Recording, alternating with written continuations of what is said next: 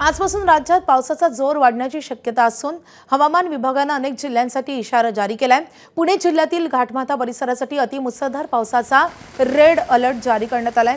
तसेच मुंबई, ठाणे, पालघर, रायगड, रत्नागिरी, नाशिक आणि कोल्हापूरच्या घाटमाथा भागांसाठी ऑरेंज अलर्ट देण्यात आला असून या ठिकाणी मुसळधार ते अतिमुसळधार पावसाची शक्यता आहे।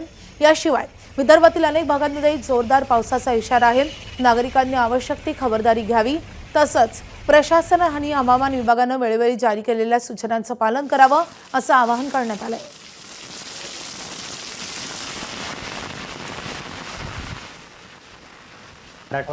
मराठवाडा आणि विदर्भातील बहुतांश ठिकाणी आणि मध्य महाराष्ट्रातील उत्तरेकडचे जे डिस्ट्रिक्ट्स आहेत, ज्यामुळे धुळे, नंदुरबार असेल, या ठिकाणी पावसाची जी तूट आहे किंवा डेफिशियन्सी आहे ती खूप जास्त आहे।